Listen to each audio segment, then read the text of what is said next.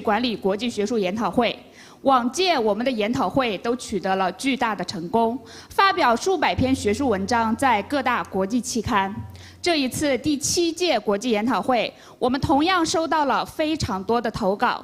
这些稿件中有英文研究发表，也有中文研究发表。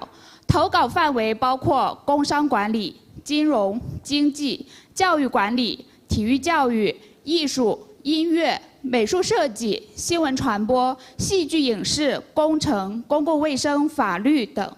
欢迎各位至各分会场会议室进行学术交流与学习。研讨会愿为大家提供学术交流的平台。感谢每一位学者对我们的信任与支持。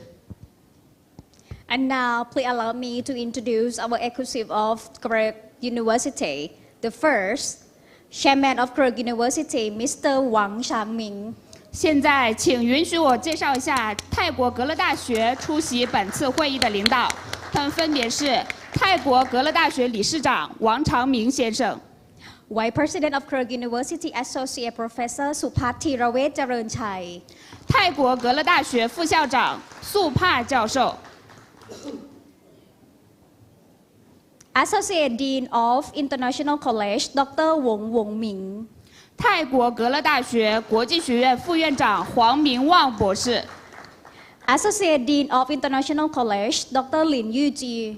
泰国格勒大学国际学院副院长林玉芝博士。Associate Dean of International College, Dr. John Walsh. 泰国格勒大学国际学院副院长约翰沃尔什博士。Dean of International College of Chinese Language and Culture, Dr. Lao Yo.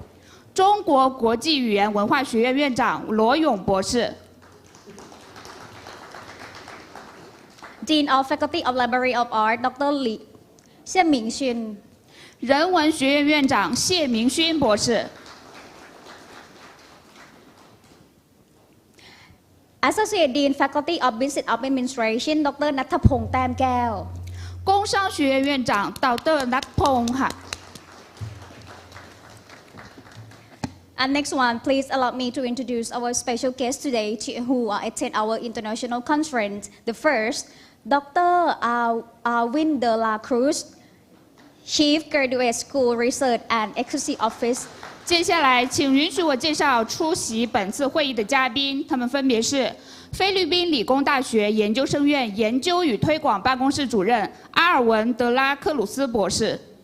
The second, Lauren D. de la Cruz, Conference Chair.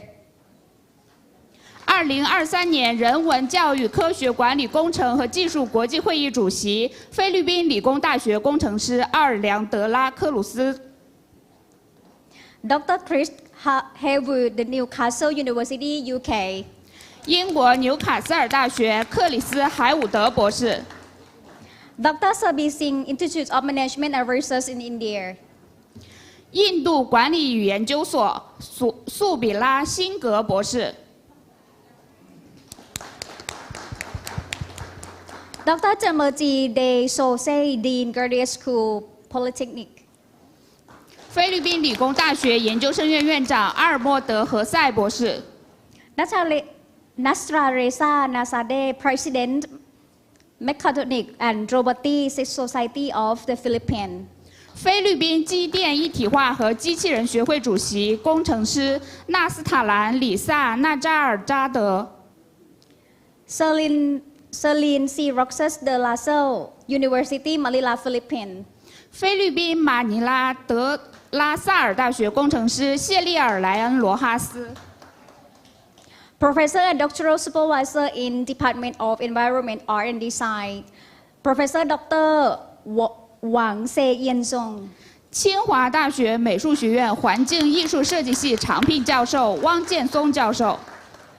Professor and Doctoral Supervisor at the Central Academy of Fine Art, Professor Dr. Chang Si-hai Gang. 中央美术学院教授常志刚教授。Professor and Doctoral Supervisor at Central Academy of Fine Art, Professor Wang Qiu-Jin. 中央美术学院教授王其军教授。International College of Korea University, Dr. Oh Lee Bin. 泰国格勒大学国际学院侯立斌博士。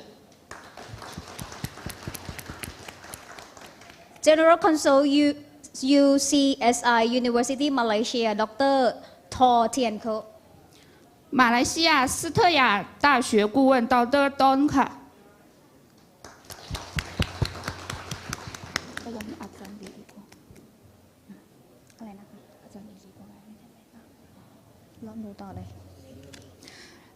接下来我再次介绍一下，出席本次格勒大学的会议还有一位嘉宾，那就是我们的泰国格勒大学管理委员会副主席李黎光博士。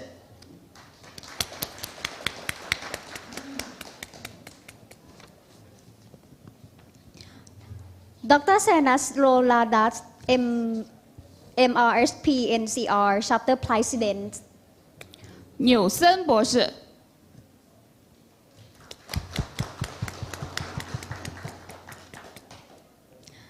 Once again, we would like to welcome the leader, teacher, and student at all universities, including University in Thailand, University in China, and University in ASEAN, and all participants. Let's give a big round of applause to have you here to make the conference successful today. 同时，我们热烈的欢迎在线上参会的各位合作院校，包括泰国高校、中国各地高校和东盟地区合作院校的领导、老师和同学们，以及每一位参会者。让我们再次以热烈的掌声感谢每一位参会者，因为各位的参会，才能让此次会议顺利进行。And next, let us watch two videos to know more about Korea University and the Icsm 2023. Please join to watching. 在会议正式开始之前，我们先来观看两段视频，分别是格勒大学的介绍视频，以及2023年人文教育科学管理工程和技术国际会议的相关视频。有请。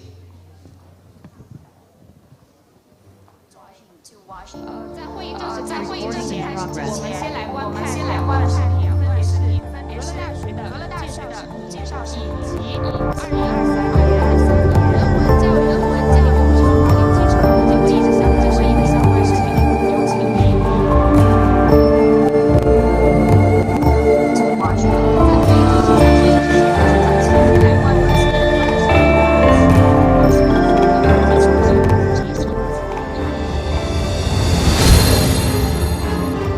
和技术国际会议的相关视频。有请。Kirk University was founded by Dr. Kirk Meinkerbeck. It was founded as a language and vocational school at a core building, Ratchadamman Road, in 1952. Its focus was mainly on teaching in English. Then it expanded the curriculum to cover business administration and secretarial subjects. In the year 1961, teaching began to be offered at the vocational certificate level and higher vocational certificate level. Subsequently, its location was moved to Bandung sub-district, Muang district, Samut-Prakan province. The name was changed to Kirk Widyalaya School. When permission was granted to teach according to the higher education curriculum, the school became Kirk College, and it began continuously to develop teaching and learning skills. On February 7, 1995, the name was changed at the University Affairs Office to Kirk University. Kirk University is located at 3 Ramitra Road, Bang Khen District, Bangkok.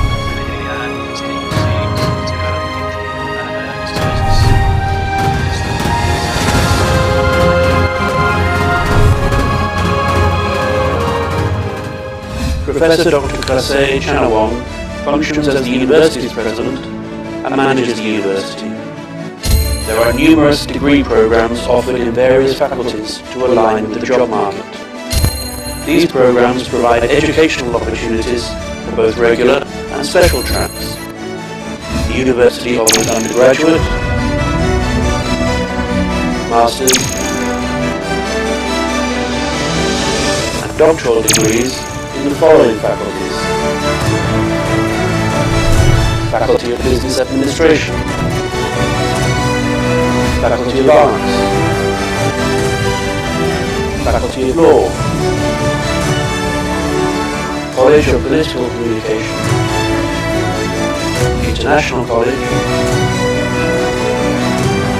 International College of Chinese Language and Culture and the International College of Islamic Studies in Bangkok. The steadfast vision of Kirk University is to produce high-quality graduates who are firmly rooted in ethics and good morals and possess a global perspective so that they are ready to serve society. Simultaneously, we are dedicated to continually advancing the institution's core mission. This includes focusing on modernizing our teaching methods, enhancing students' language skills in speaking, reading and writing, and creating a technologically up-to-date environment to benefit learners in all aspects.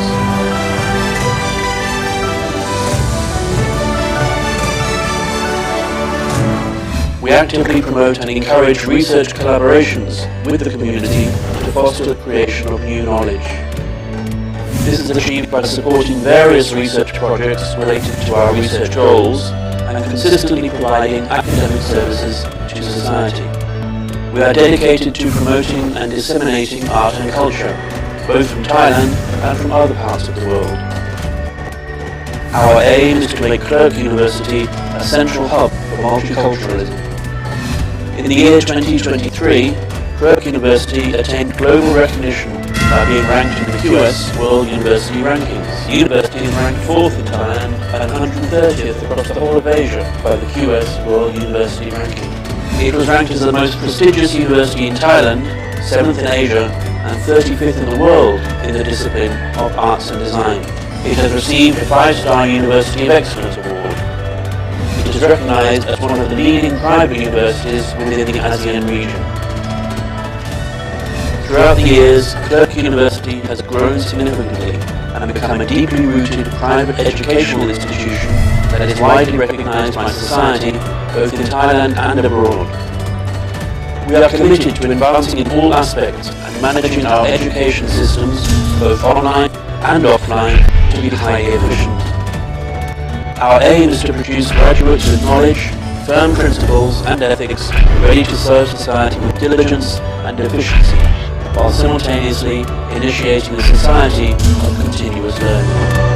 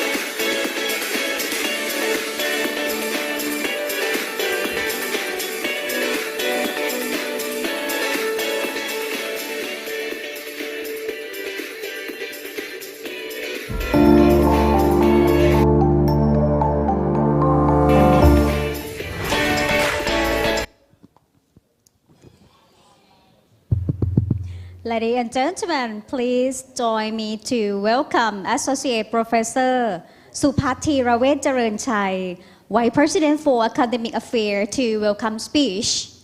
接下来，让我们用热烈的掌声，有请泰国格勒大学副校长素帕教授致欢迎词。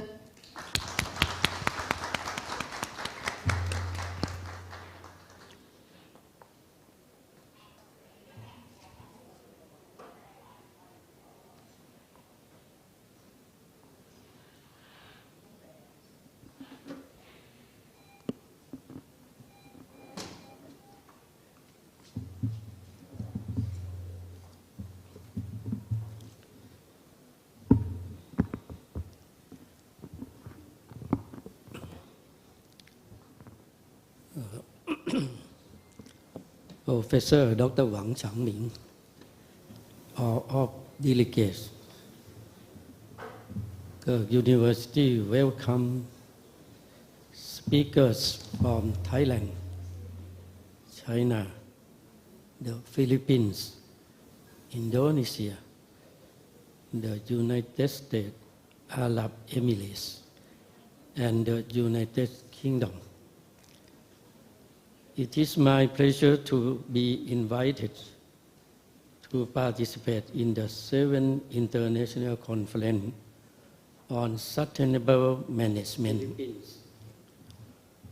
For more than 70 years, our Kirk University has continued to develop the quality of education and prepare a sustainable environment and necessary amenities for our students. Our university is ranked 149 in the QS ranking. University ranks 2023 for Asia and in the QS World University rankings. For art and design, we achieved 35th place and QS 5-star university honors. After we start to develop ourselves continuously, we are very proud to announce to you all that in 2024, our ranks has been increased by 19 ranks. So our rank in QS Asia University ranking 2024 will be 130, and it is an honor to inform you that we are ranked the 4th of the best private university in Thailand. I extremely appreciate and I am grateful to all Clark University teaching staff and leaders who have enabled the university continued development. It is my pleasure to work with all of you. As we work together, I am confident that we will receive good results from next year's QS World University rankings as well. This Icsm is a great stage for researchers to present the result of their research after the life study for the whole year. Not only in Thailand, but all of the globe. With this Icsm, we sincerely hope that we will have more international academic partners to study sustainable development approach and exchange knowledge and new cutting-edge methods together. This academic conference serves as a bridge for international cooperation between Thailand and China through sustainable development and scientific research. Clark University is willing to continue to carry out extensive educational development and academic exchange with our partner countries. I wish for Clark University to continue to develop better, and I wish that the International Academic Conference starting today will be successful according to the set objectives. Thank you.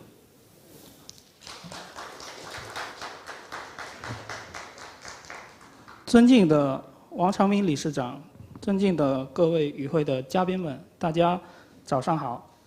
欢迎来自泰国、中国、菲律宾、印度尼西亚、阿拉伯联合酋长国和英国的演讲者。很高兴受邀参加第7届可持续管理国际学术研讨会。70多年来，我们泰国歌乐大学不断提高教育质量，不断为我们的学生准备合适的环境和必要的设施。我校在2023年 QS 亚洲大学排名中位列第149位 ，QS 世界大学艺术与设计专业排名我们获得了第35位，并荣获 QS 5星大学的荣誉。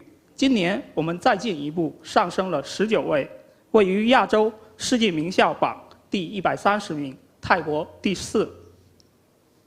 我非常感谢泰国歌乐大学的所有教职员工和领导，他们使得大学以持续发展。我很高兴与大家一起工作。我相信在我们的努力下，我们明年的 QS 世界大学排名也会取得更好的成绩。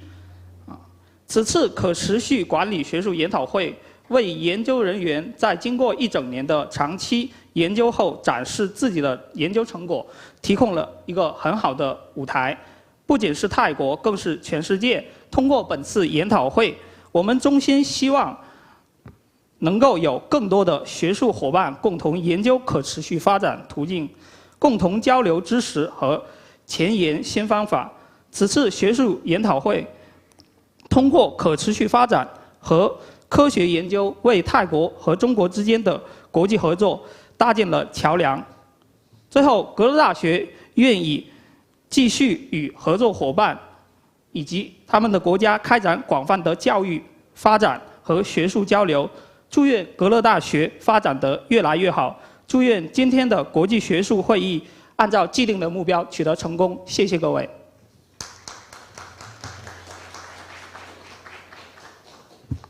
Thank you very much for welcome speech, Associate Professor Supatirawet Charanchai.Ladies and gentlemen, please join me to welcome Dr. Darwin de la Cruz Graduate School for Research and Extensive Office. Please welcome.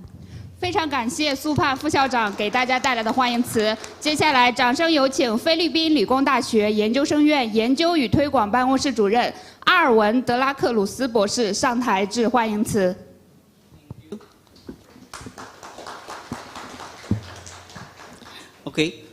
Ladies and gentlemen, esteemed guests and distinguished participants, good morning.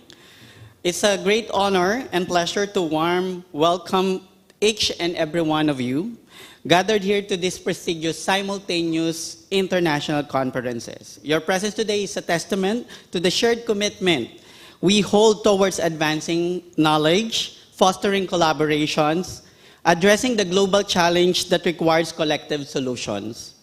We are truly privileged to have a diverse and distinguished group of participants representing various countries, culture, and discipline. This diversity in the source of strength, as it brings together a wealth of perspective and experience that will undoubtedly enrich our discussions over the course of this conference. The theme of this conference, this simultaneous conference, underscores the importance of cultural modeling for long-term research in a globalized world, a topic that resonates across border, transaction geographical boundaries. As we come together to explore, share, and deliver the latest development and innovations in humanities, education, sciences, engineering management or sustainable management, engineering, and technology. I'm confident that this gathering will serve as a catalyst for meaningful dialogues, fruitful collaboration, and groundbreaking ideas. In the spirit of collaboration, let us seize the opportunities to connect with one another, to learn from a diverse background, and to build bridges to extend beyond the confines of these conferences. This connection will make, and our ideas will exchange have potential to shape the future and contribute to the betterment of our global community. Throughout the next 3 days, I encourage you to actively engage in discussion, participate in webinars, and take advantage of networking opportunities available. The success of these conferences ultimately depends on the energy, enthusiasm, and expertise that each of you will bring into the table. Before I conclude, I would like to express my gratitude to the International College Kirk University, for the official of Kirk University, for hosting this year's simultaneous 7th International Conference on Sustainable Management, together with the 3rd International Conference on Humanities, Education, Sciences, Management, Engineering, and Technology. To the PUP Graduate School and the PUP Polytechnic University official, to MRSP NCR officers and members, to the other university and organization, namely UNTAG Simarang, FEU Institute of Technology, FEU Alabang, ICEPS Rizal, and ICPEP Singapore, who support this conference would not be possible. Once again, a warm welcome to our on-site and online international participants in the Philippines, Thailand, Taiwan, Oman, India, Vietnam, Malaysia, United Kingdom, United Arab Emirates, Indonesia, Pakistan, Bangladesh, China, and Central Asia. May this conference be rewarding and enriching experience for each of you, and may it lay the foundation for enduring collaboration and friendship. Thank you and good morning.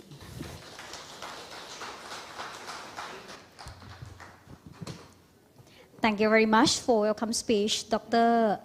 De La Cruz. 非常感谢阿尔文·德拉克鲁斯博士的致辞。And next, please join me to welcome Dr. John Walsh, Associate Dean and Director of English Program, International College, for welcome speech. Please welcome. 接下来，掌声有请格勒大学国际学院副院长约翰·沃尔什博士上台致欢迎词。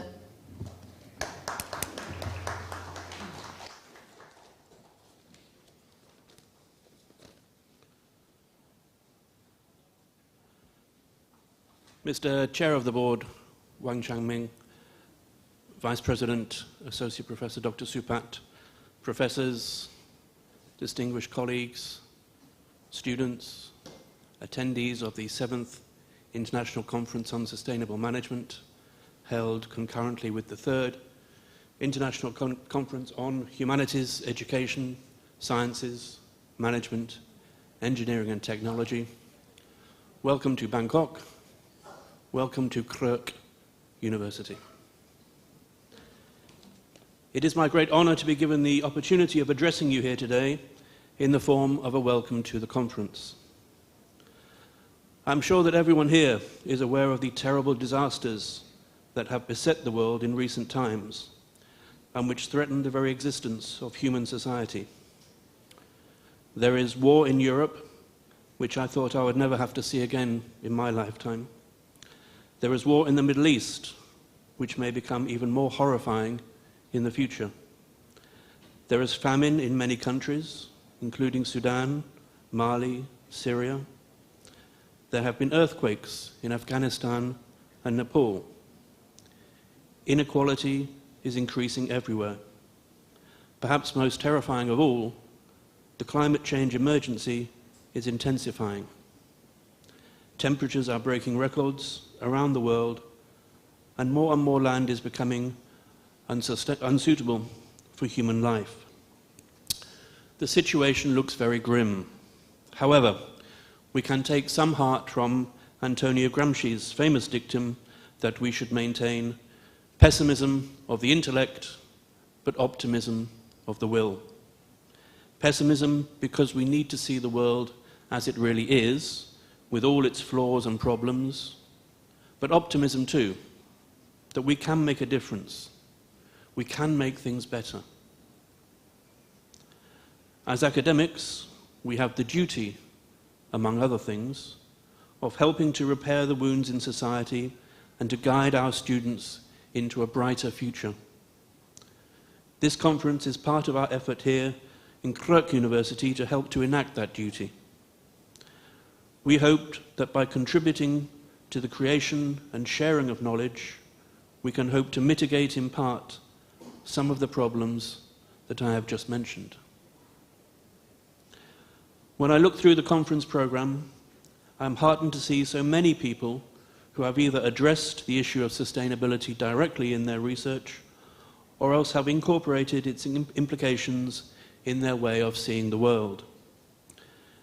This helps us in understanding human society and its place in the world better. But, as the philosopher said, the point is not to understand the world, but to change it. Krk University and our friends and partners from around the world aims to be a thought leader in Thai and international society. Like other universities in Thailand, we are proud of our deep roots in local communities and the help and support offered to people nearby, especially those in vulnerable conditions. We would like to extend these roots and spread wherever they will flourish. Thought leaders are individuals or organizations who specialize in a given field and are sought after by others for guidance and expertise. They have a unique point of view and consistently demonstrate their ideas and values by living them, showing their strength and discipline in their chosen field. Our own president, Professor Dr. Krasay Chanawong, has long been a thought leader in the area of public health. Our university founder, Dr. Klerk Bangklaprik, led the way in his time in internationalizing and modernizing Thailand through improving language education in this country. Now it is our time to step from the shadows of those who came before us, stand on the shoulders of giants, and become leaders in our own right.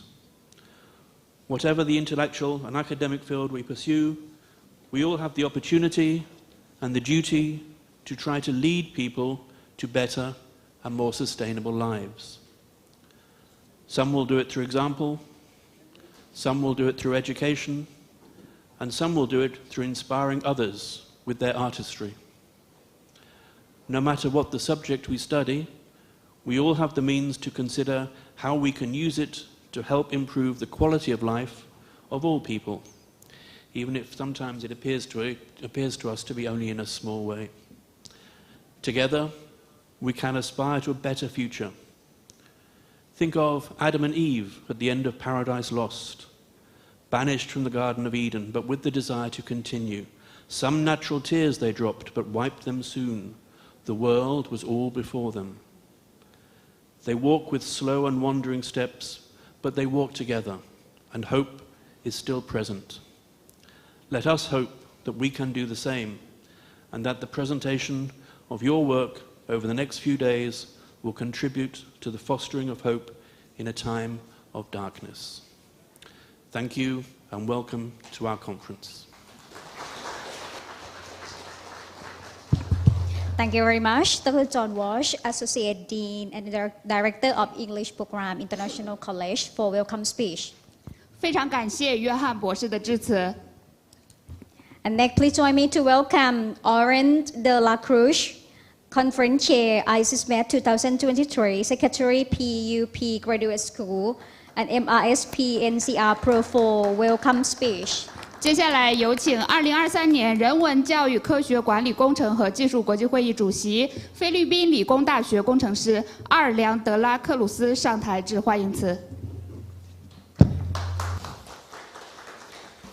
Excellencies, dear colleagues, ladies and gentlemen, Sawadee Tonchao and Mabuhay. It is my great pleasure to speak to you all today at the opening of the 7th International Conference on Sustainable Management and the 3rd International Conference on Humanities, Education, Sciences, Management, Engineering, and Technology with a theme entitled Cultural Modeling for Long-Term Research in a Globalized World. A further global understanding of culture's impact necessitates elucidating cultural diversity, which bring us full circle to this issue. Several cultural models and classifications offer a similar framework. Besides, it is crucial because we must preserve indigenous peoples' cultures and knowledge in the face of globalization. A realistic and economic strategy for cross-cultural research has been suggested to lessen the impact of cultural bias. With time and the increased spread of knowledge, humans will have the potential to overcome the obstacles to make the process more equal throughout the world, if they choose. In this regard, allow me to thank the organizers of this important international conference, the Polytechnic University of the Philippines Graduate School, in partnership with the International College, Kirk University, the University of 17 Augustus 1945, Untag Semarang, and the Mechatronics and Robotics Society of the Philippines National Capital Region Chapter. We can all look forward to learning from each other's perspective as we listen to presentations over the next 2 days that aim to inspire and facilitate lively discussions among academics and professionals worldwide. Hopefully, the following 2 days will be full of fun and fruitful experiences for everyone. With that, I want to announce that the 7th ICSM and the 3rd Ichesmet is now officially open. Terima kasih, maraming salamat. Kapun Kap, thank you for all your attention.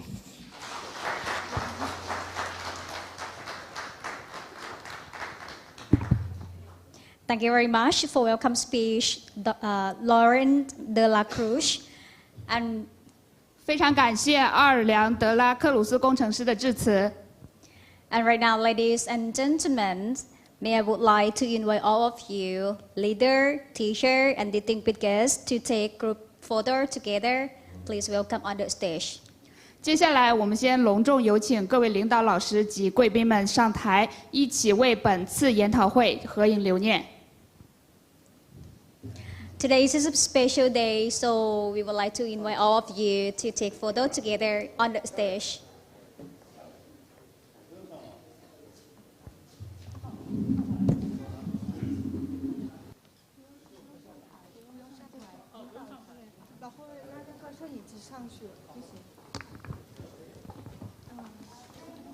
Today is a special.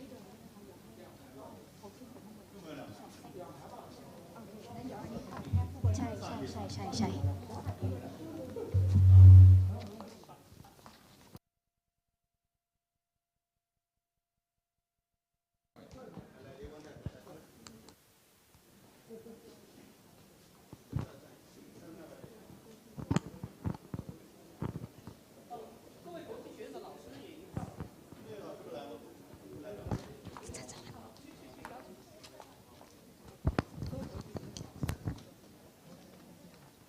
เดี๋ยวขอเรียนเชิญนะคะท่านคณาจารย์นะคะของมหาวิทยาลัยเกิดทุกท่านนะคะอย่าร่วมถ่ายรูปกันสักนิดนึงค่ะ邀请各位国际学院的老师们上台一起拍照谢谢 ขอเรียนเชิญนะคะคณะผู้เข้าร่วมค่ะ Ladies and gentlemen, I would like to invite all of you to take photo together. And today we have the 2 sections of photo, so we're gonna be take on the stage, and also we would like to take photo together with our students as well, who gonna be join in our international conference.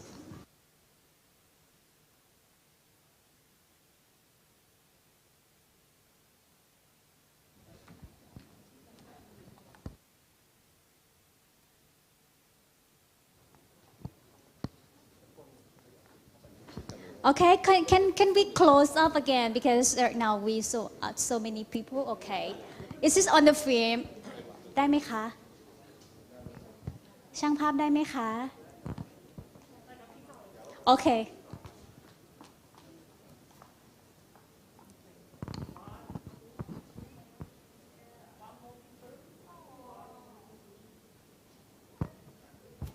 Okay, one more. Smile.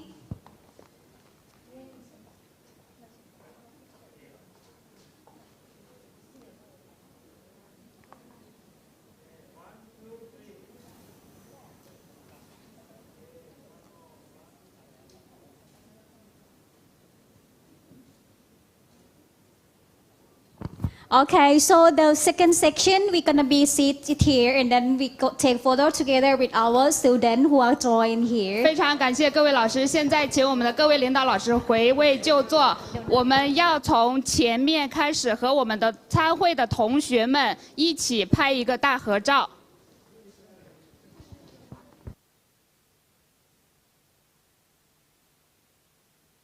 เดี๋ยวรบกวนพี่สื่อสารองค์กรนะคะเดี๋ยวช่างภาพขึ้นด้านบนถ่ายรูปลงมาด้านล่างหน่อยค่ะ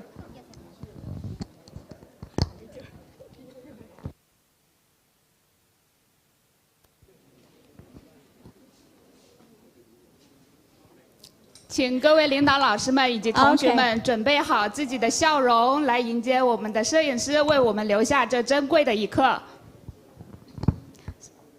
So right now we're gonna be take photo together on second section with our students. So right now we have more than 100 students who joined. This is our conference today. Our student, can you say hey? Hey. Say hi to the camera, everyone. Yeah. Okay, thank you very much, everyone. So the next section we're gonna be start with our keynote speaker. So the next section we're gonna be continue to our keynote speaker. So right now, let me pleasure to our first speaker. First, warmly welcome to Dr. Chris Harwood, the Newcastle University, United Kingdom for speech. Please join me to welcome. 接下来，让我们掌声有请英国纽卡斯尔大学克里斯·海伍德博士给我们带来精彩的演讲。Join me to welcome. You can sit over there. This is fine.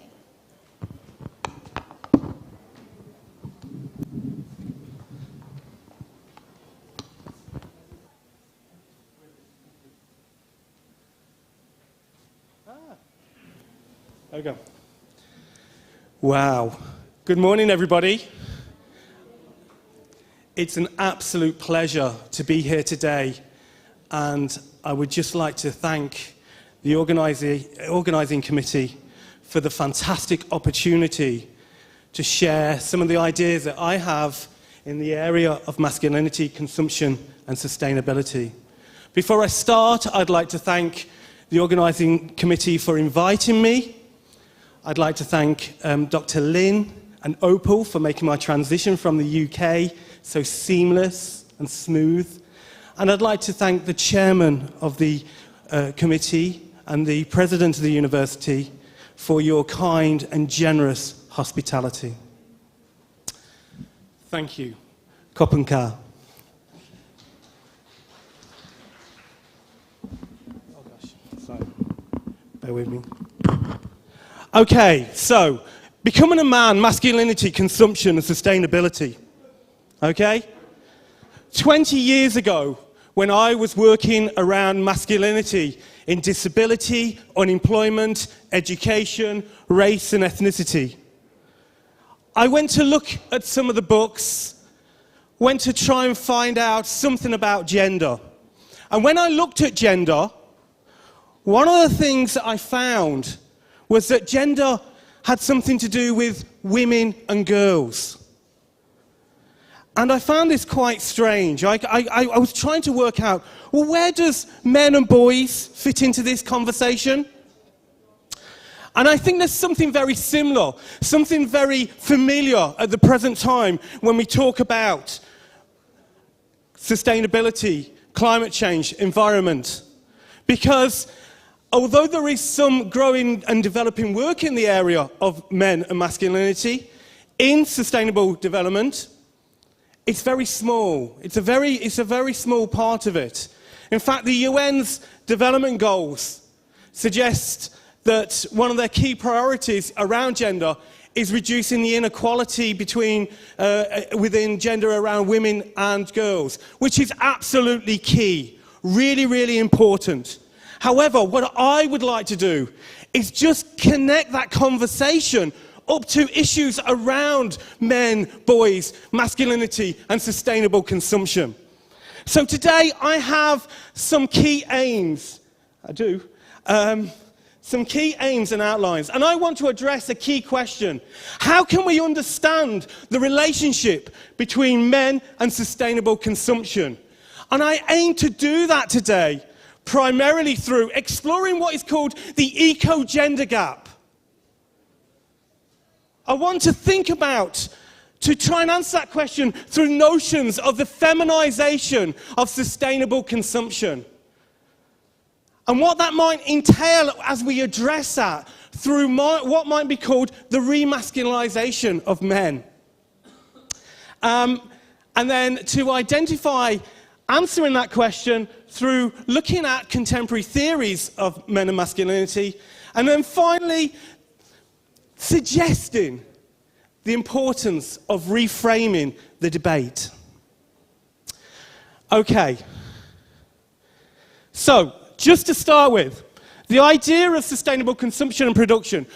From the UN, the use of services and related products which respond to basic needs and bring better quality of life while minimizing the use of natural resources and toxic materials, as well as the emissions of waste and pollutants over the life cycle of the service or product, so as not to jeopardize the needs of future generations. And I see some future generations there at the back. So for me, this is really important in terms of developing and thinking about how we go forward with this area in terms of gender. So the eco-gender gap, what do we know? Well, we know that women buy more sustainable food, clothing, domestic items than men. We know that men travel using less sustainable transport and leave greater carbon footprints. Women reuse shopping bags more than men. Men are less likely to recycle in general than women. And men are more likely to eat meat than women. And eating meat, as we know, is a major factor in climate change. And men are less likely to become vegan. And women, interestingly, are more likely to be involved in pro-environmental behaviours. And men are one of the major causes of climate change and broader environmental damage. This is the argument. So from an eco-gender position, we can see there's a gender differential. What is happening? And what I would like to ask is, why aren't men engaging in more sustainable consumption? Why is that the case? Well, have a look at these adverts. So these are from the UK. And I want you to think about the way in which gender operates through these adverts. Okay? We've got sound. Have we got sound?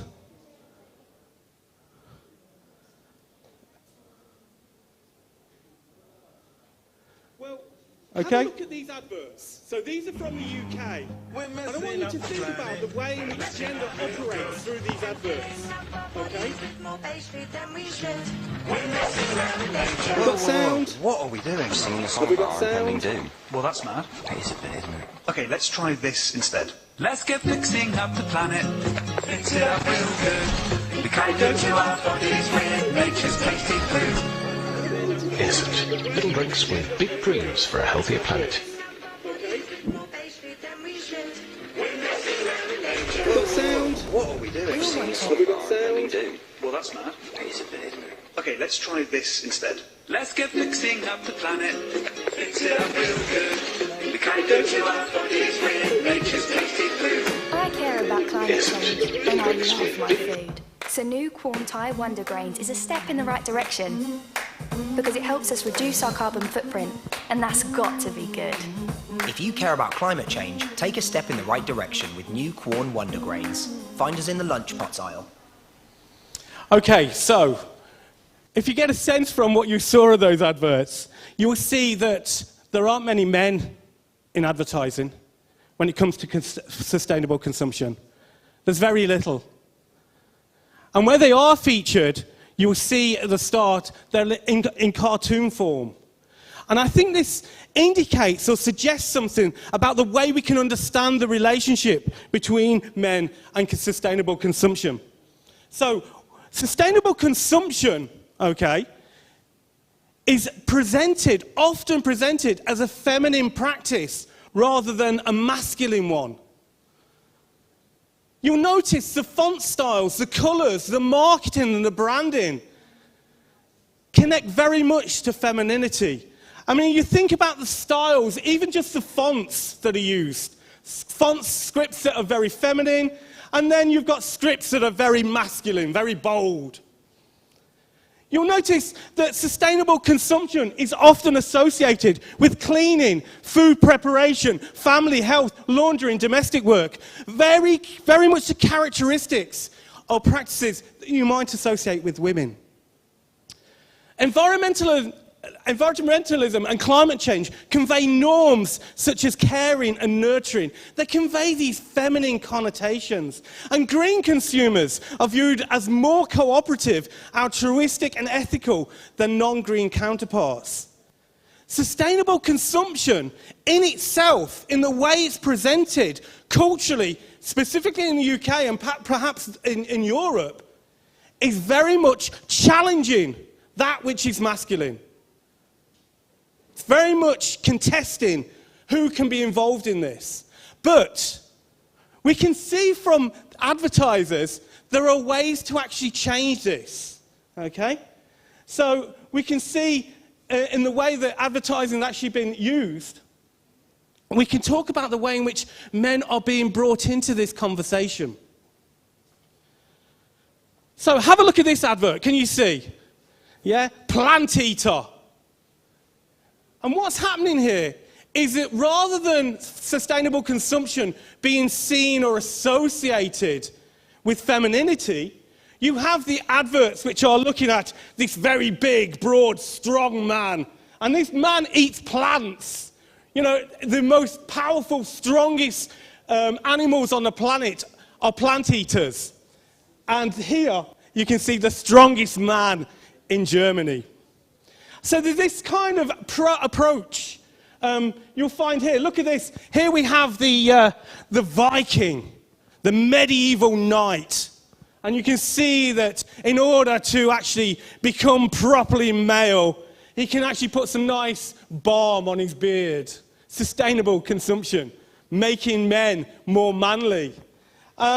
Captured by, it holds it for a man to maintain his identity as a masculine individual. He meets threats to his masculinity with compensatory increases in culturally masculine behaviour.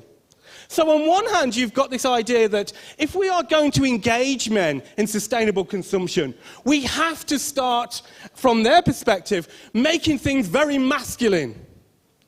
There's another approach.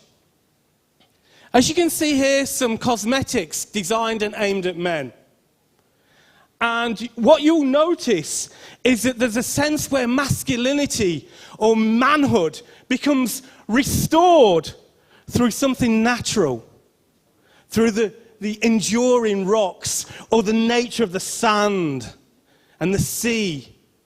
And in this way, there's an appeal by advertisers to actually restore manhood through notions of nature. So you get this idea that sustainable products appeal to naturally masculine qualities. And that men are positioned here as tough, durable and sustainable.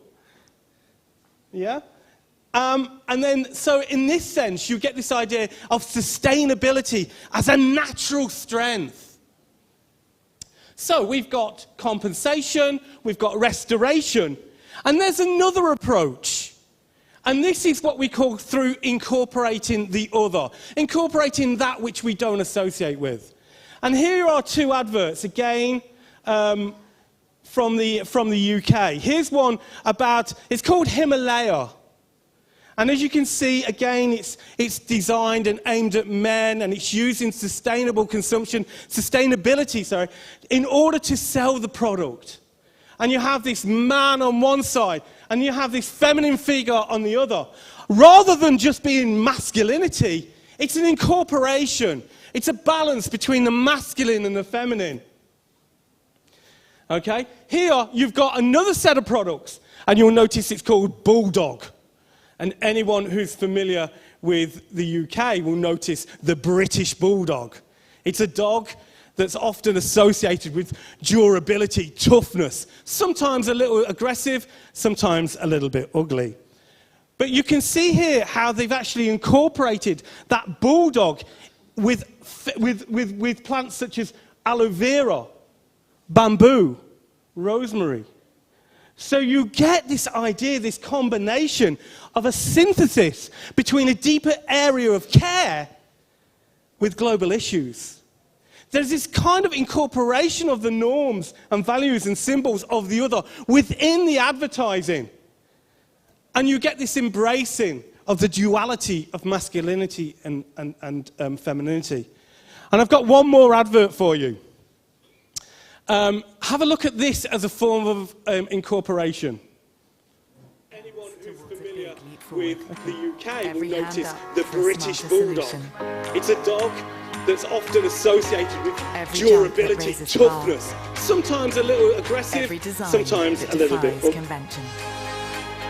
Every finish line that turns into a starting line.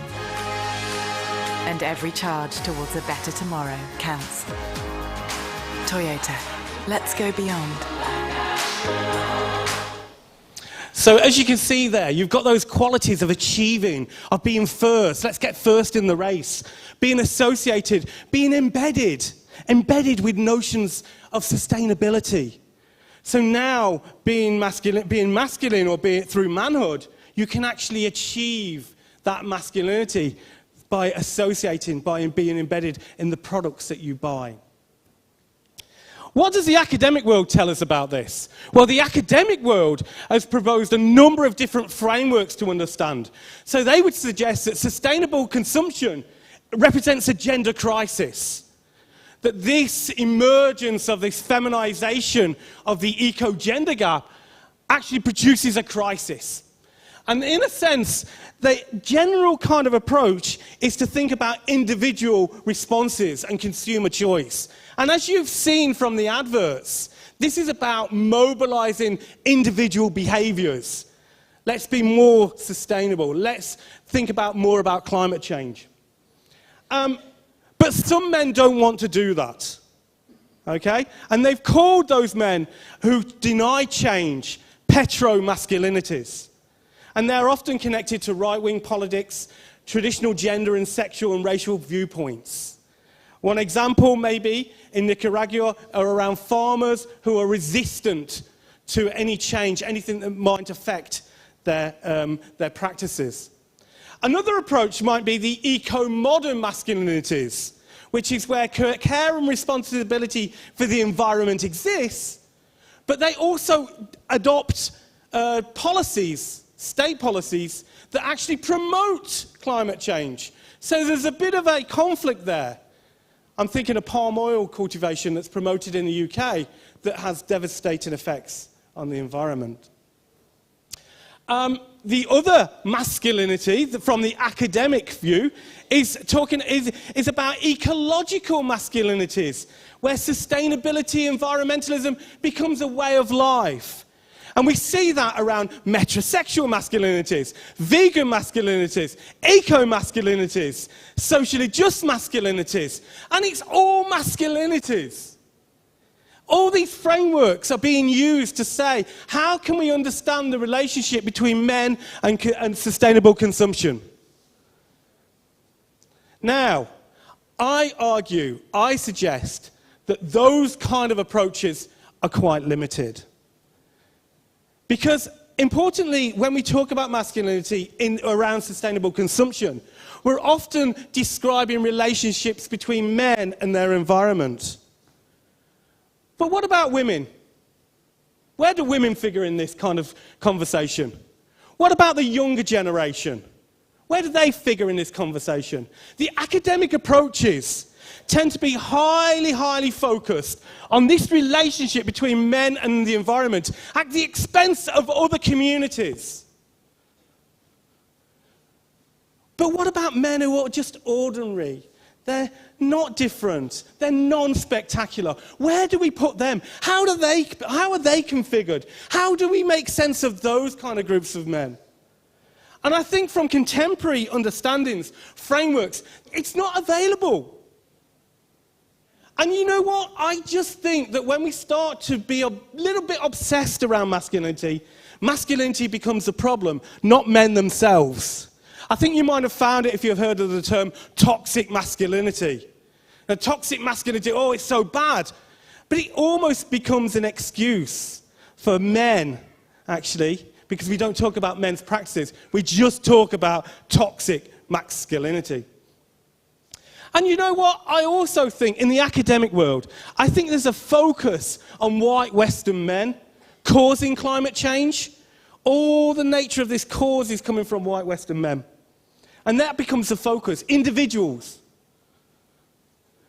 But I would suggest that when we start to look at the question between sustainable consumption, men and masculinity, that some men don't have a choice. And I'm thinking here, in particular, that in northern Thailand, for example, in relation to cage fishing, those men put themselves at greater risk. With the greater increase of drought and flood, there is more risk being taken. In the Philippines, we know that the increasing changing environment is affecting the rice farms, where men's physical, finance, and emotional well-being are being challenged. We know that the increasing lightning strikes in Bangladesh, 70% of the fatalities are men. This is because men are in the field farming. In the Nez Perce tribe in the USA, and the loss of salmon fishing is a loss of community relations, where communities are no longer able to sustain themselves because the relationship behind salmon fishing has broken down. The severity of storms and the impact on livelihoods in Papua New Guinea, for example, has changed the nature of the lives of men and their communities. But overall, I think I would argue that the impacts on fishing and hunting and herding has been an irrevocable change in men's livelihood and status. It's being eroded. So if I was going to conclude around this, our starting question was, how can we understand the relationship between sustainability and consumption? Yes, we need to think about the inequalities. We need to think about the importance of eco-inequalities. We need to think about, by exploring how sustainable consumption is being marketed, we need to understand that. We need to possibly start to think about, and this is something I'd really like to discuss with people afterwards, is whether this masculinity theory, or whether any theorizing, is a form of academic colonialism. And that the frameworks that we import into various places across the world is actually stopping or kind of disrupting the way in which emergent kind of frameworks evolve. And I think it's really important to ensure that when we discuss sustainable consumption and gender and masculinity, that the local context and challenges are put at the center of the analyses. So we can ensure that the relationship between men and sustainability, sustainable consumption, becomes part of a local, national and international agendas. Now, I started this talk by talking about the way in which, when we talk about sustainable development, we talk about gender, and it's aimed at women and girls. My one aim today is really to say, when we talk about sustainable development, we need to include men and boys in that conversation as well. Not to replace the discourse, not to replace notions of inequality, but if we're going to tackle inequality in this area, we need to ensure that the conversation includes everyone. Thank you.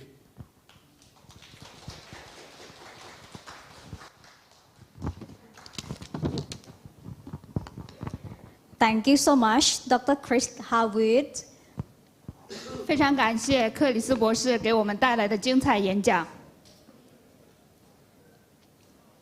And next, let's welcome Dr. Ames de Jose, the Dean Graduate School, Polytechnic University of Philippines for speech. Please welcome. 接下来，掌声有请菲律宾理工大学研究生院院长埃尔莫德·何塞博士为大家带来精彩的演讲。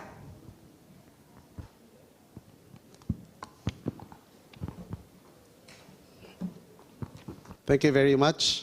Good morning, everybody. Professor Kasai Shanawongs, the president of the Creek University, to Dr. John Walsh, Associate Dean and Director of the English Program, International College, Creek University, Mr. Wang Shangmin, Chairman of the University Management Committee, Associate Professor Supat, the Vice President for Academic Affairs. We also have here Associate Professor Dr. Wang Ming, the Associate Dean of Academic Development, International College.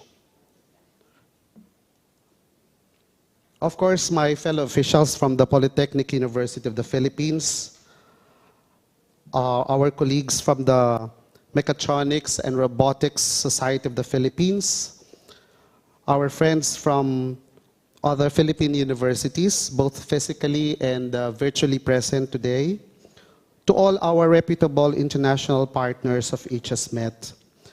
And of course, I'd like to acknowledge my fellow distinguished keynote speaker, Dr. Chris Haywood of the Newcastle University. Educators, researchers, lifelong learners, faculty members and students from Creek University, delegates from across the globe, ladies and gentlemen, again, a pleasant morning. Let me express, on behalf of the PUP team and all the delegates, our profound thanks and congratulations to our colleagues from Creek University for the warm hospitality and reception. There is this famous hadith that acquire knowledge and impart it to others, a line which is very much timely and relevant in this three-day conference. This maxim resonates in every educator, scholar, researcher, that knowledge that is not shared is a wasted knowledge. Knowledge becomes meaningful only when it is shared with others and applied for the benefits of the society and mankind.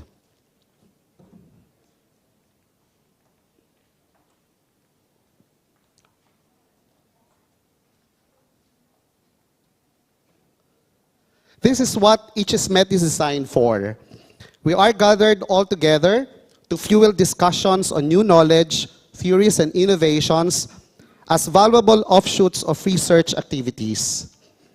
This conference provides a platform for students, professionals, experts, scientists, researchers, scholars, and experts from industries and academia to come together and share experiences and the new knowledge generated from research that have significant impact and application in our lives.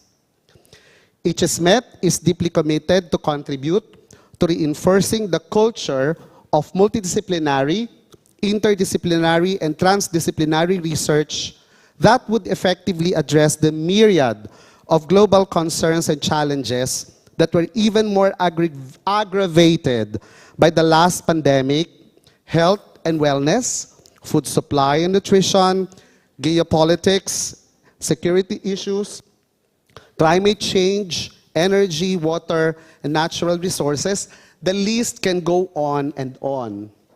Overcoming these enormous difficulties takes cooperation and sharing of information across communities. Researchers with diverse expertise must come together to refine problems and seek solutions, and in the long run help strengthen our sustainability and resilience as a global community. We live in today's VUCA landscape. We are confronted with a lot of volatility, uncertainty, complexity, and ambiguity.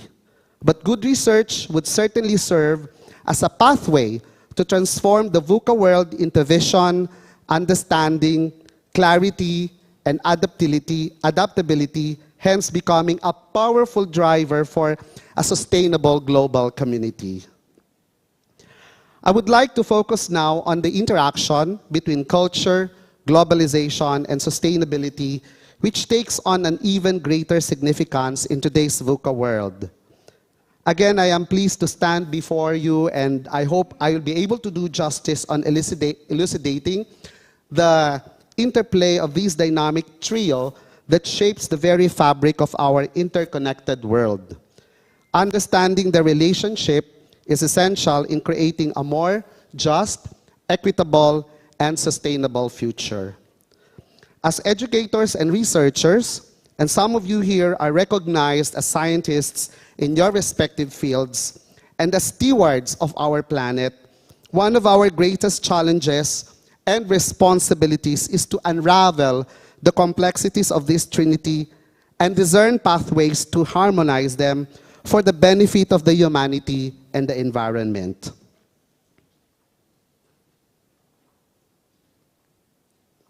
Let me define the concepts briefly in my message today. The American Sociological Association defines culture as a set of mental models involving the totality of socially transmitted behavior patterns, arts, beliefs, values, institutions, and all other products of human work and thought. That makes, of course, the social environment more meaningful. Culture is learned and shared with social groups and is transmitted by non-genetic means. It is constantly evolving and adapting as people interact with each other and with the environment around them. Culture is an evolutionary adaptation to the environment.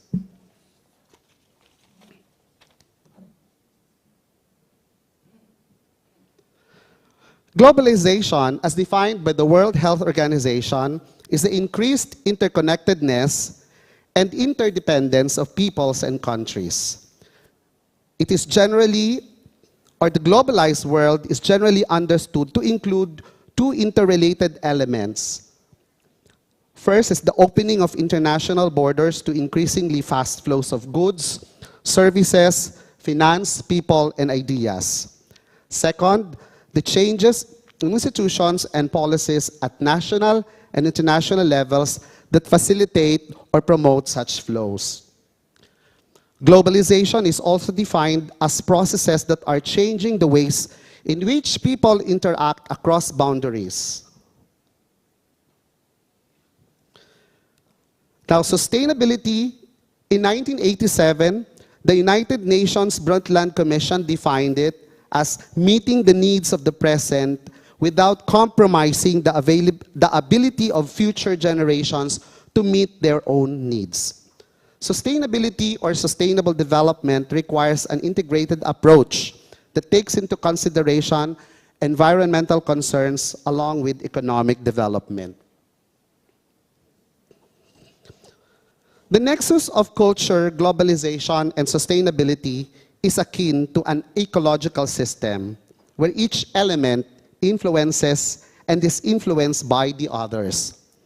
Cultural ecology, a field of study that examines the relationship between culture and the environment, provides a lens through which we can understand the intricate dynamics at play. In 1955, Julian Stewart created a method called cultural ecology, which examines how people adjust to their physical and social surroundings.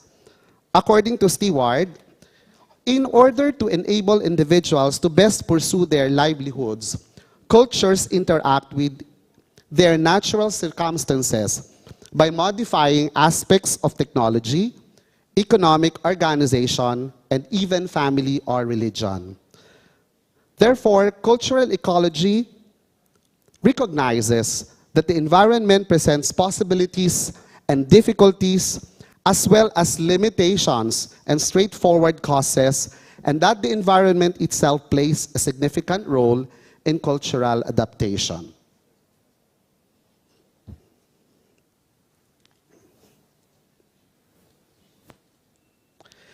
It is a non-disputable fact that human intervention is heavily affecting the environment. Globalization acts as a catalyst of cultural and environmental systems. The free flow of goods, information, and people across border facilitate the exchange of ideas, technologies, and practices. However, globalization is also a stressor of the culture-environment systems. Globalization introduces challenges such as the homogenization of cultures, the erosion of traditional ecological knowledge, and the exacerbation of environmental degradation. A case, for instance, is through the global supply chains. Understanding these cultural dynamics play a crucial role in addressing the challenges of globalization by providing a framework for understanding, adapting to, and shaping the processes associated with increased interconnectedness.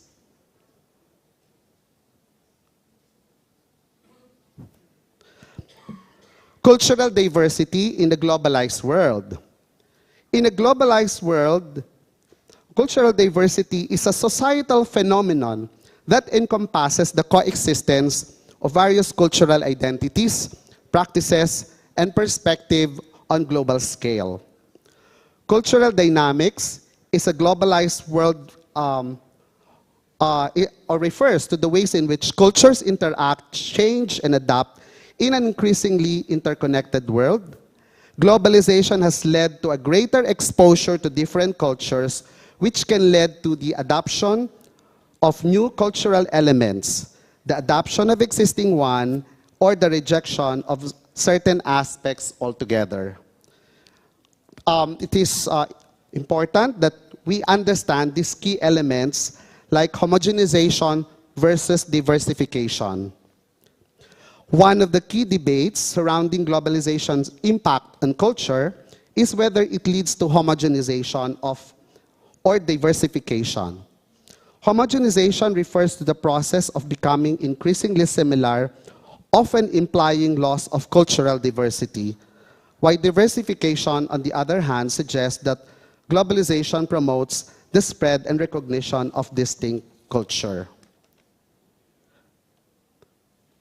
The concept of cultural exchange and hybridity.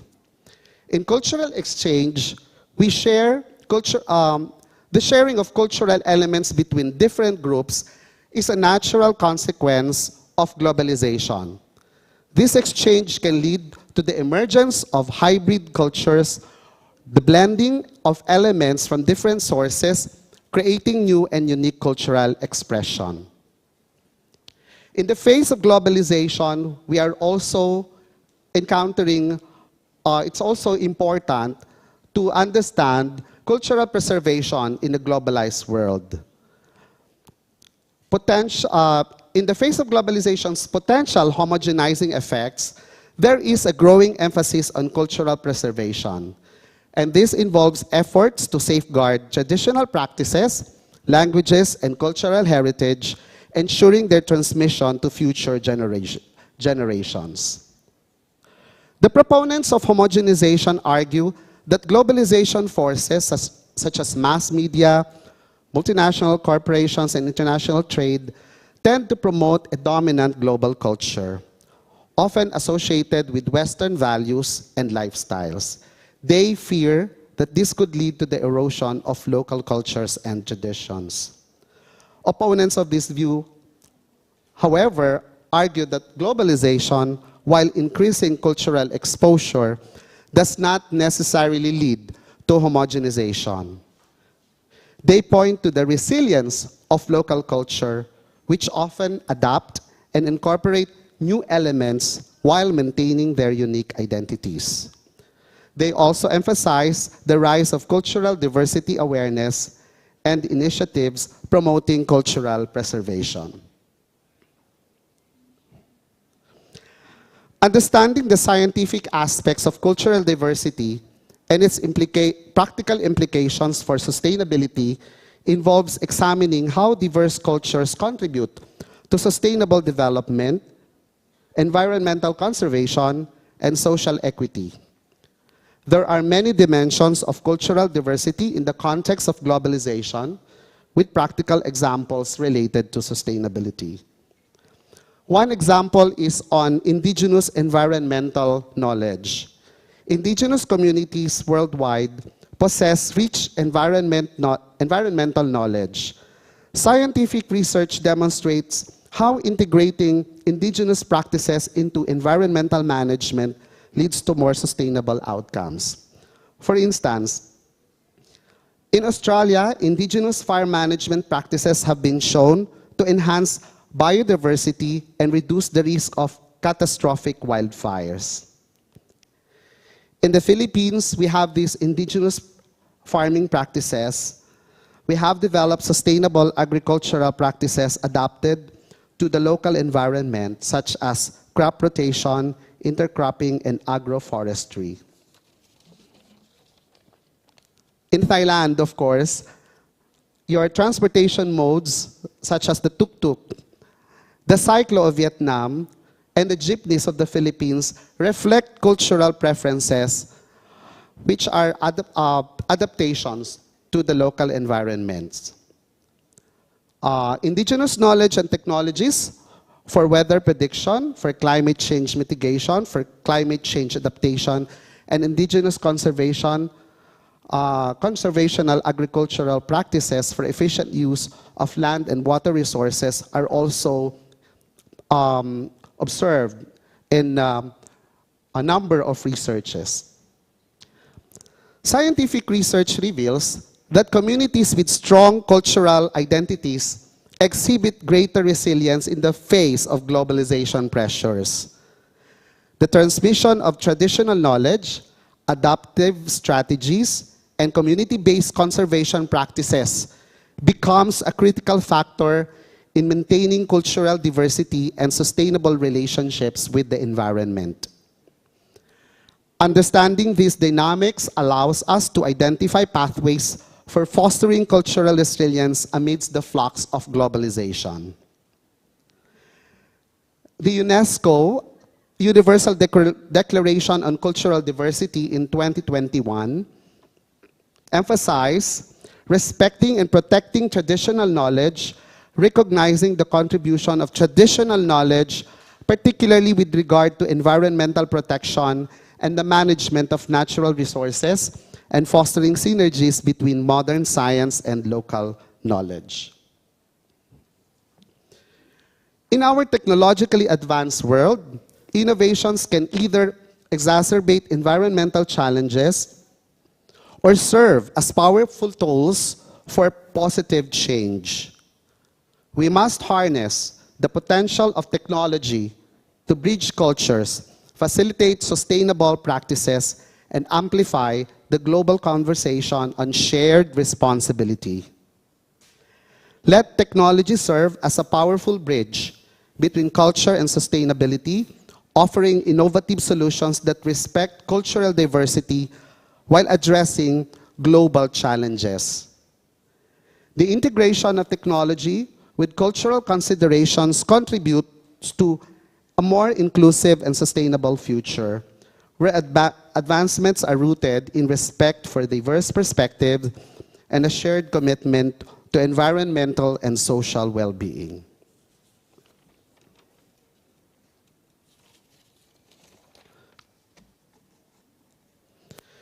UNESCO has published a report on engineering for sustainable development in 2021 and underscored the crucial role of technology in achieving the 17 Sustainable Development Goals.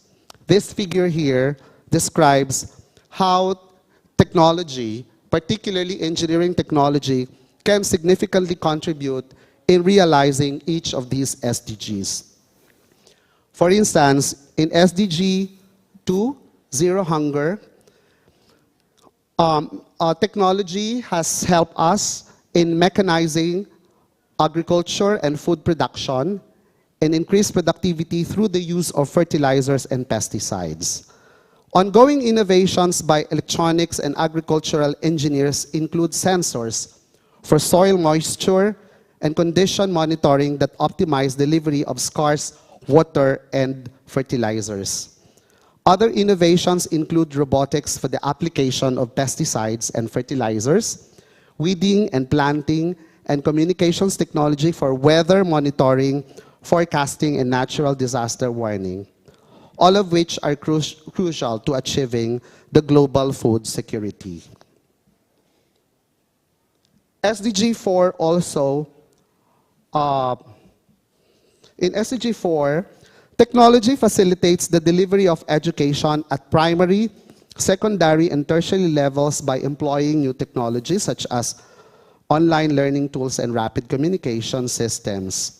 This improves accessibility and reduce the cost for students. IA can enable the scalability of online education, providing access to quality educational resources and courses to students globally, especially in regions with limited physical infrastructure. In my field, for instance, I belong to the field of psychology. We provide emotional and mental health support. IA can analyze facial expressions, tone of voice, and other cues to gauge students' emotional stress, providing insights into their well-being. IA can recommend mental health resources and interventions, helping educators to identify and support students who may be struggling emotionally. There are many other lists.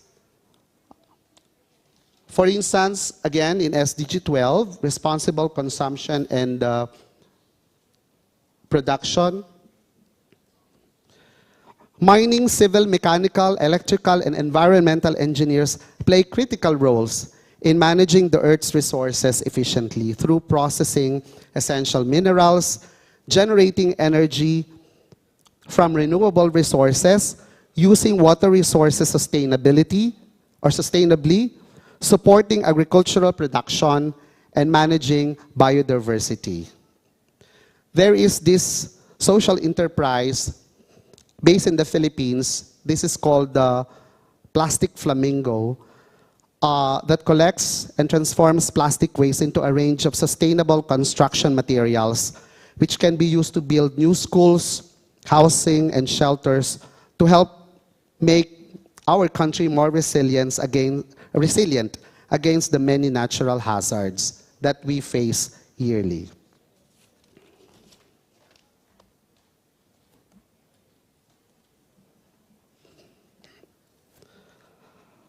What now are the implications to education and research? How do we respond as an academe?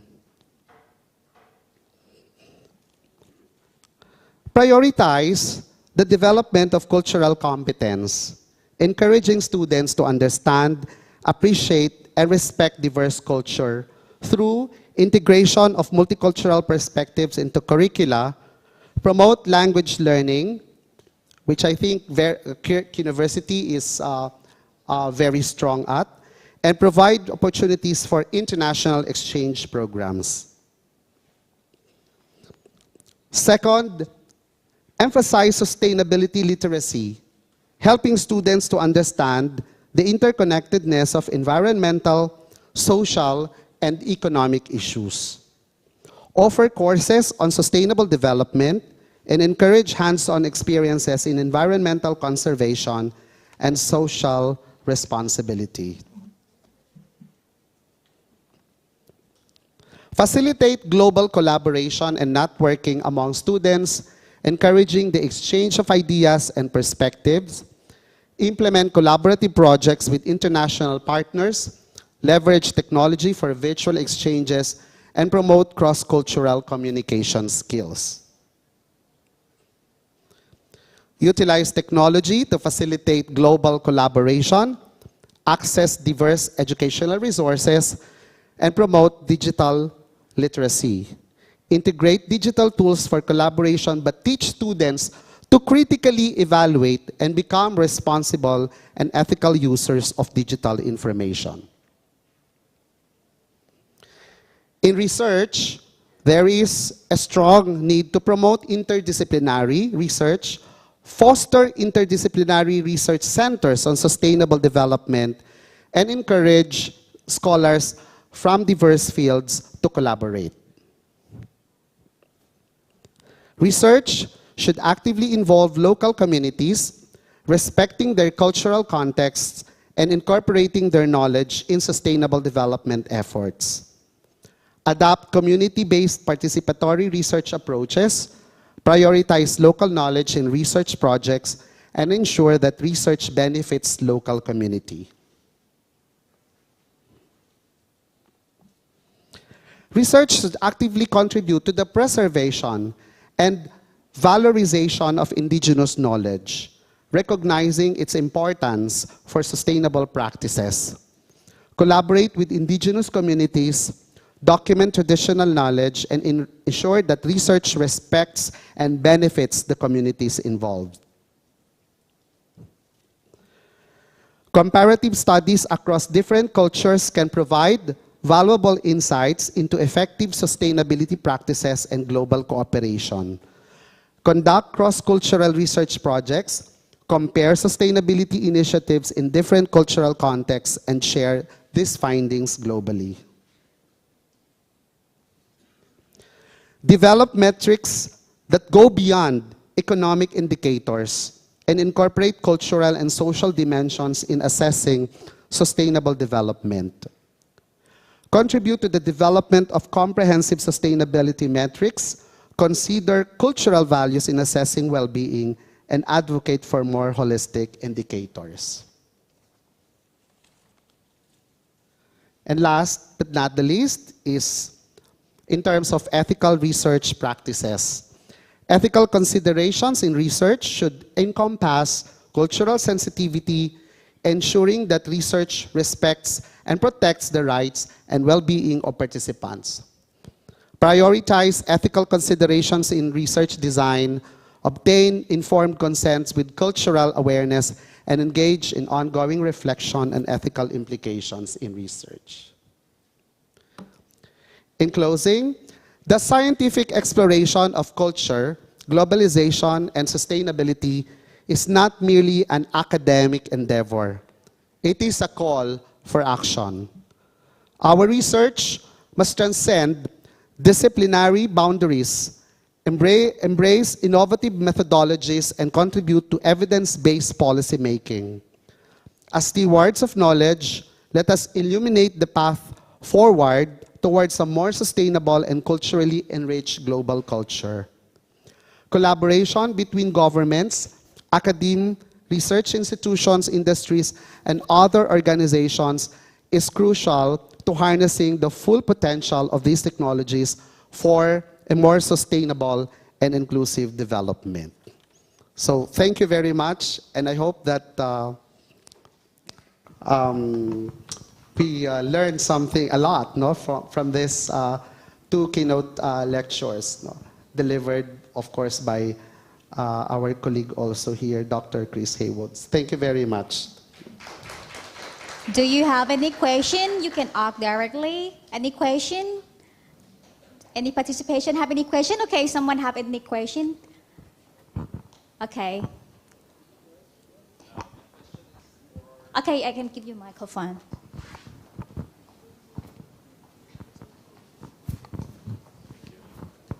Good morning. My question is for Dr. Haywood. Thank you for your presentations, a new perspective on how SDG number 12, responsible consumption and production, was affected by SDG number 5, the gender equality. So my question, actually I have an upcoming research about upcycling, and I'm excited to learn how behavior of gender towards awareness of upcycling right now. So would you say that a developed country is purely based on or how much gender equality contributes to the SDG number 12? Is it only for developed countries and compared to underdeveloped or a third world country? Okay, thank you very much. That's an interesting question, and I think hopefully I've got it. I've interpreted the question sufficiently for you. I think understanding upcycling in terms of gender is a really important question. Like in the UK, for example, upcycling is very much associated with something that women would do, yeah, or older people. It's not necessarily for a younger generation. It's very much to do with fashion. Now, thinking about that in terms of the global South. I think there's an important role that can be played in terms of educating, enabling younger generations within those contexts to take up and develop notions or understandings with upcycling. I don't know about you, but in terms of your own research, I mean, how do you feel upcycling's been interpreted or understood? My question is, for masculinity, is there a difference for masculinity for a developed country compared to a third world country? Absolutely, and I think this is really important. I think the notion of masculinity has been developed probably in the 20th century, 19th, 20th century, in the UK, in the USA, maybe in Europe. What does that mean for a developing country? I think you have to have a new model. I think you have to have a model, a way of thinking about gender and masculinity and femininity that speaks to the local context, to local countries. What does it mean in those contexts? Because I don't think contemporary academic international, the contemporary academic in the Anglo-centric world is able to capture the nuance, the culture of those developing countries. So I don't think it's sufficient. I think we need scholars like you to bring it, to make it happen. Yeah? Were there government policies that intervene with the gender equality and the responsible consumption and production? Not so much, mainly around, say for example, my university. It gives money out to academics and researchers who want to discuss gender, but only with women and girls. That's it. And I think gender is like a number of genders, and I think there's not enough work or conversations to include some important partners in that. So would you say that it is more prominent for a developed country, the masculinity? I don't know whether it's more prominent, I don't know. I think it's important, it's significant that conversation is inclusive across not just genders, but age, across class and economic privilege. I think it has to cover all those areas. But let's not be excluding and say, oh, the responsibility for gender sustainable development is with women or something. It's not that, not at all. I think we need to bring in more people into that conversation. Okay, thank you very much. Thank you. Thank you very much. And right now, may I invite Professor Dr. Charan Malulim, Vice President, International Affairs, on the stage to give the souvenir to Dr. Chris Dawood.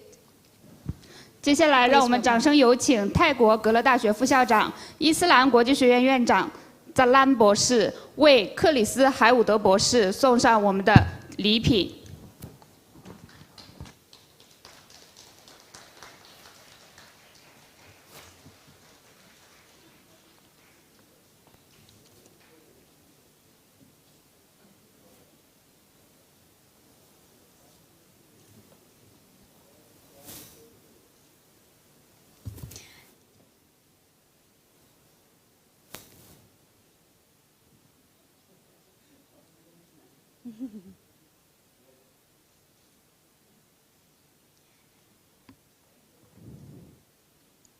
And now, please on the stage, may I invite Dr. Ahmad Dose.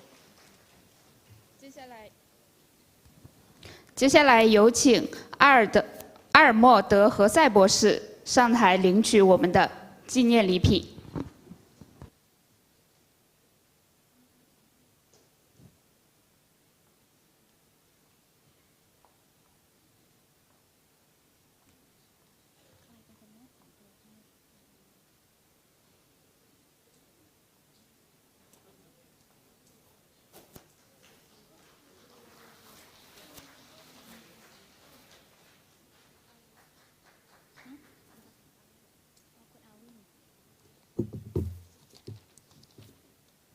And please on the stage ค่ะ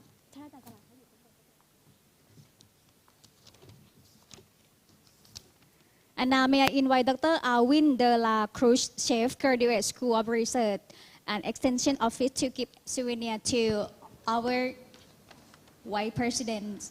接下来有请阿尔文博士为我们格勒大学赠上纪念礼品。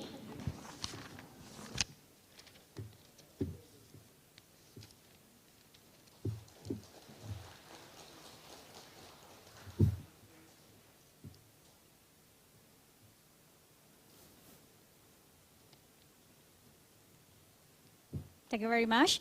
And the next section is orientation on the research presentation, introduction of panel member per track. May I invite Dr. Nelson Polaris and Mr. SPNCR, chapter president, and Dr. Alvin de la Cruz on the stage. Please welcome. 接下来有请纽森博士及阿尔文博士为我们带来精彩的演讲。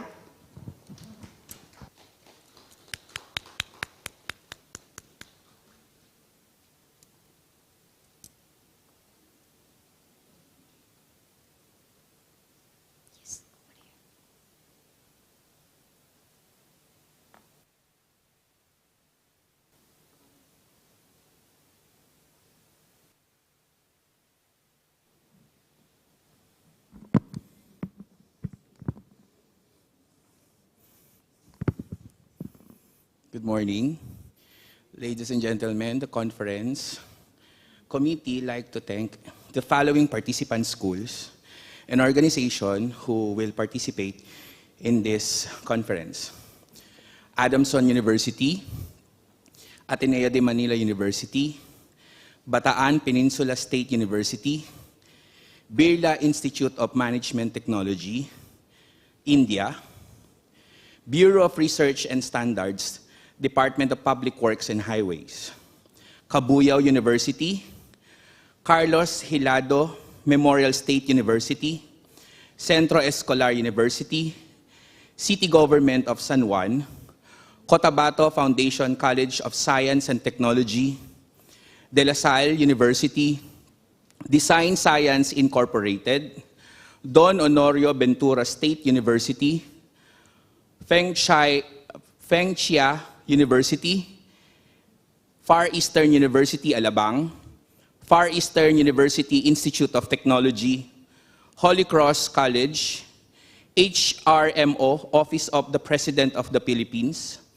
Institute of Computer Engineers of the Philippines, Khazar University, Baku, Azerbaijan, Laguna State Polytechnic University, Modern College of Business and Science, Oman, Our Lady of Fatima University, Quezon City, Partido State University, Philippine Christian University, Philippine State College of Aeronautics, Polytechnic University of the Philippines, Technological Institute of the Philippines, Universitas Indonesia, University of Fujairah, United Arab Emirates, University of Perpetual Help System Dalta, Calamba, University of the East, and Western Mindanao State University. Thank you very much.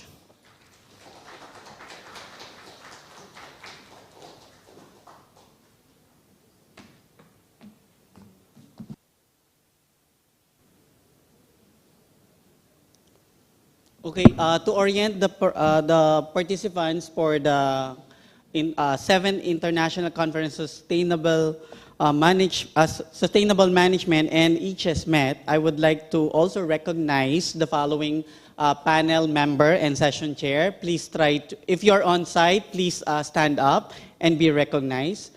For humanities, we have Dr. Amy Rose Manda, Dr. Geraldine Santos, and Dr. Christopher Sasut. For education, Dr. Marion Crescencio, Dr. King Harold Recto. For management, that's online, Dr. Jose Verlin Juanzon and Dr. Gina Lynn Malyari. And for engineering, Dr. Romano Neira, Dr. Gino Andres. For engineering and sciences, Dr. Chodoro Amatosa, Dr. Armin Coronado, Dr. Abigail Andres. For technology, Dr. Dennis Gonzalez, Dr. Alexis Rubio, Dr. Aleta Fabregas. And then for additional on technology, since we have a lot of participants there, Dr. Nelson Rodelas, Dr. Marvin Malyari, and Dr. Rani Canlas. For the participants for Ichesmet, please proceed to the room after lunch. So all the participants will be, for the Ichesmet, we have a lunch ready for you in a buffet that would be guided by Kirk University. For Ichesmet on humanities and social sciences, please proceed to, after lunch, 1208 room of this, of the main building, Building 1. For education, 1217. For sciences, 1221. For management, it's 1410. And then we have on engineering, 1411 and 1412. For the online participant, the Zoom link is already sent to you via email. While for ICSM participants, we have BOB meeting applicable for the participants of the International Conference Sustainable Management. It is arranged according to Business Administration section, Education and Physical. That would be on location 24th floor of Building 2. And we have Fine Arts and Musicology, 1413. Engineering, that's online via BOB. And then we have Public Health, we have BOB meeting, and we have also other sessions of the Public Health. And then we have Law.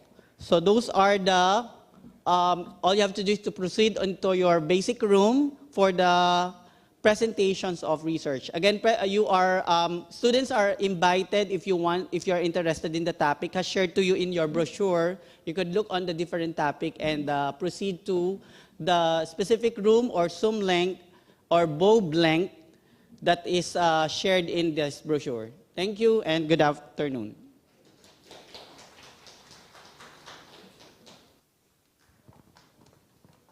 Ladies and gentlemen, so tomorrow, in the morning section today, we're going to be finished.